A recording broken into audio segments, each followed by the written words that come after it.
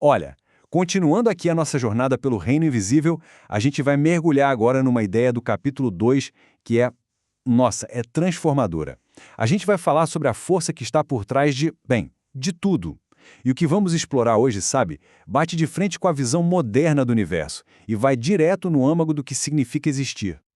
Ok, a pergunta é essa aí, bem direta. O que, ou melhor, quem está por trás de tudo nos bastidores da realidade? Sabe, é tipo um algoritmo cósmico, uma lei fria, impessoal, ou será que é algo ou alguém com um rosto, com uma voz? É exatamente essa a tensão, o ponto central que a gente vai explorar agora. Hoje em dia é muito comum, né? A gente tende a pensar no universo quase como um grande sistema operacional. A gente fala de códigos, de informação, campos de energia, e essa linguagem toda, ela passa uma sensação de controle, como se a realidade fosse um quebra-cabeça que a gente pode não só decifrar, mas quem sabe até manipular. Mas a pergunta que fica é, será que essa visão dá conta de explicar tudo mesmo? Será que é só isso? Pois é, mas é bem aqui que a coisa muda completamente de figura. A revelação bíblica nos convida a ir muito além dessas metáforas da nossa era digital. Ela meio que diz o seguinte: ao reduzir tudo a um sistema, a gente está olhando para o mapa, mas está ignorando o território real. E no fim das contas, a gente acaba perdendo a peça-chave, a peça que dá sentido a todo o resto.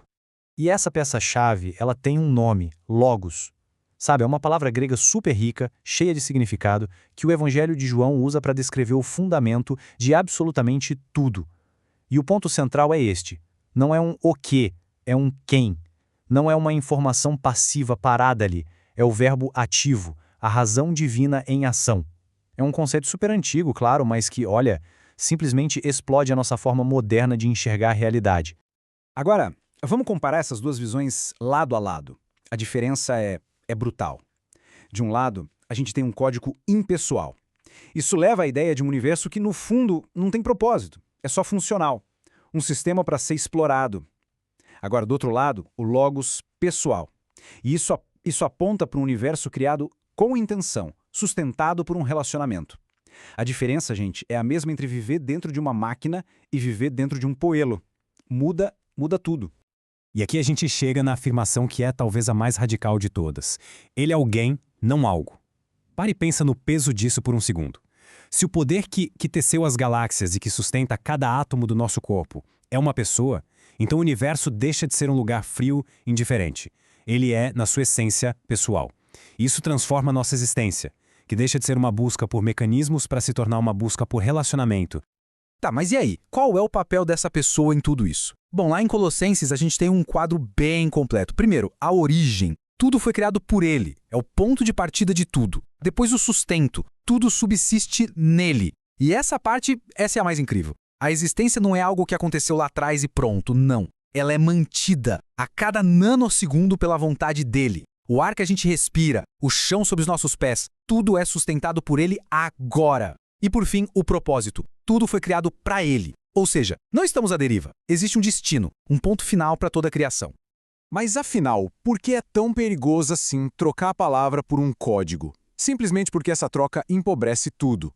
Ela transforma o Deus pessoal num sistema a ser explicado, a ser dissecado. Pensa bem, a nossa resposta para um sistema é a análise, certo? Mas a nossa resposta para uma pessoa é diálogo, confiança, adoração. Então, quando a gente troca o logos por um código, na prática, a gente está trocando o altar para uma mesa de laboratório. E nesse processo a gente desfigura completamente a nossa compreensão da realidade. E tudo isso nos leva para uma distinção que, olha, muda o jogo todo. O universo funciona como um mecanismo ou ele é governado por uma autoridade. Pensa no mecanismo tipo um relógio. Ele é previsível, ele é autônomo. A partir do momento que se entende as engrenagens, pronto, ele é dominado. Mas uma autoridade é bem diferente. Envolve vontade, propósito, relacionamento. Não se domina uma autoridade. A gente se relaciona com ela. Então, o ponto crucial é este. A nossa postura diante da realidade muda da água para o vinho. Diante de um mecanismo, a gente tenta ativar os poderes dele, certo? Mas, diante de uma autoridade, a postura é outra. A revelação bíblica não nos chama para manipular a palavra, mas para nos submetermos a ela. E é importante dizer que submissão não tem nada a ver com opressão, é alinhamento. Pensa num músico se afinando com o resto da orquestra para criar uma harmonia perfeita. É isso. Aí alguém pode perguntar, e as leis da física, da biologia? Pois é. Elas não são forças autônomas, cegas, que existem por si só. A gente pode pensar nelas como a gramática da fala de Deus. Elas são, na verdade, a descrição da consistência, da fidelidade com que Cristo sustenta o universo. A ordem que a ciência observa e estuda não é a ordem de uma máquina, é a sintaxe coerente do governo do rei. Ok, vamos trazer isso tudo para a nossa vida prática. Se o fundamento de toda a existência é uma pessoa e não um processo, o que isso muda de verdade no nosso dia a dia? Muda tudo. Muda a forma como a gente encara uma nova descoberta científica. Não é a prova de um universo vazio, mas a descoberta de mais um detalhe incrível da arte dele. Muda como a gente enfrenta o caos. Não é um bug no sistema, mas algo que de alguma forma está sobre a soberania dele.